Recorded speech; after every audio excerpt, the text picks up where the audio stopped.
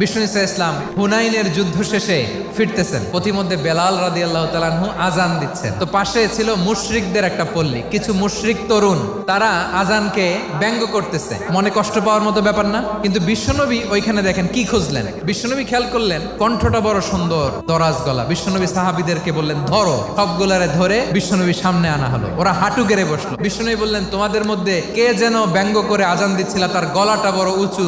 আবু মাহজুরা বলে আমার বন্ধুরা সবাই আমার দিকে আঙ্গুল দেখায়। আবু মাহজুরার মাথায় হাত দিয়ে বললেন এবার আজান দাও দেখি। আবু মাহজুরা বলে আমি তো আজান দিতে জানি না। বিশ্বনবী বললেন তাহলে আসো আমি তোমারে শিখাই দেই। বিশ্বনবী একটা বাক্য পরে, আবু মাহজুরা পরে, বিশ্বনবী পরে, আবু মাহজুরা পরে। আবু মাহজুরা বলে এক একটা বাক্য পড়ি আমার কলিজাটা গলে ঠান্ডা হয়ে যায়। বিশ্বনবীর সাথে দাঁড়িয়ে উনি শাহাদা পড়ে মুসলমান হয়ে গেলেন। বিষ্ণু ইসা ইসলাম বললেন যাও আবু মাহজুরা, আমি তোমাকে পৃথিবীর শ্রেষ্ঠতম মসজিদ মক্কার মসজিদুল হারামের মুয়াজ্জিন হিসেবে অ্যাপয়েন্ট করে দিলাম। দেখছেন কিভাবে ট্যালেন্ট হান্টিং করতে হয়।